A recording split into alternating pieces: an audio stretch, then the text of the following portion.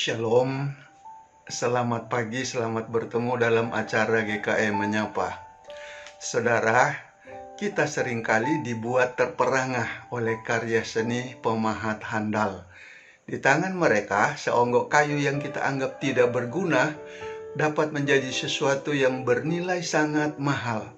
Keadaan seperti ini saya angkat untuk menggambarkan kehidupan seseorang yang tadinya bukan apa-apa menjadi seseorang yang luar biasa.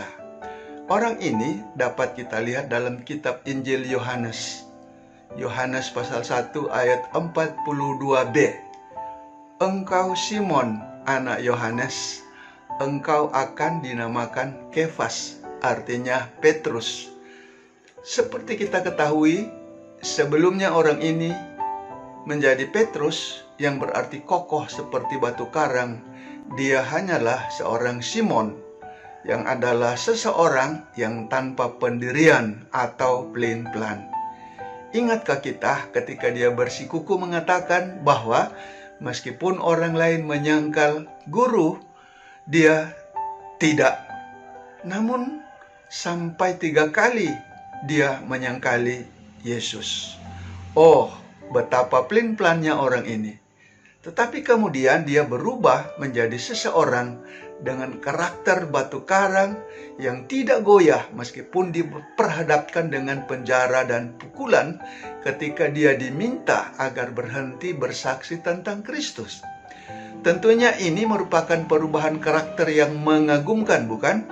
Nah, saudara, perubahan ini terjadi bermula oleh adanya peran seorang saudaranya Andreas yang membawanya kepada guru sang arsitek agung, yakni Yesus, dan ketika itu juga sang guru bersedia untuk memprosesnya dengan menyambut dia menjadi muridnya, dan Simon pun bersedia untuk menerima pembentukan menjadi murid Kristus.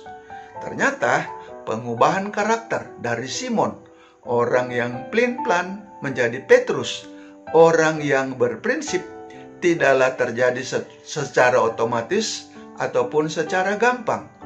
Karena hal ini memerlukan waktu yang cukup lama, setidaknya berlangsung kurang lebih 3 tahun bersama Yesus, disertai dengan kesediaan hati untuk menerima pengajaran, bimbingan, keteladanan, teguran, bahkan ada latihan lapangan.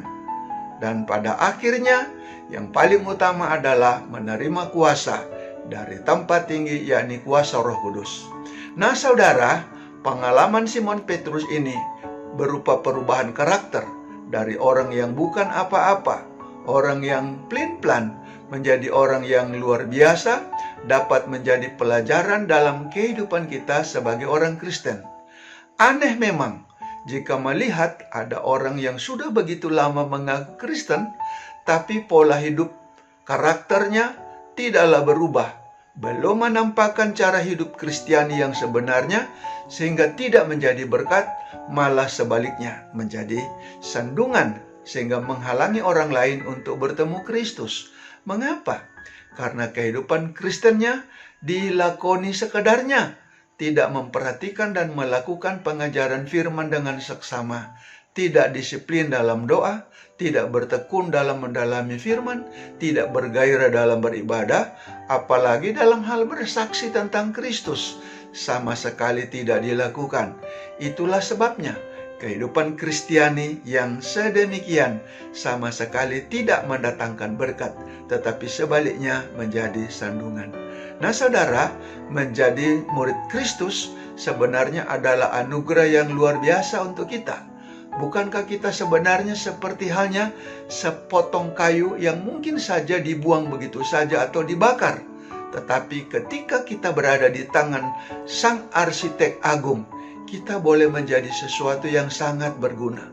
Kita juga seperti halnya potongan besi karatan yang terbiar begitu saja, tak berguna. Namun di tangan seorang zilet, kita menjadi pisau cukur yang sangat tajam dan sangat bermanfaat. Mengapa kita tidak bersyukur untuk kesempatan beroleh anugerah ini, untuk berada di tangan Kristus dengan sungguh-sungguh, memberi diri untuk dibentuk, belajar dan berubah? Mengapa pula harus menunggu dengan berkata, nanti Jo, bila bisa sekarang?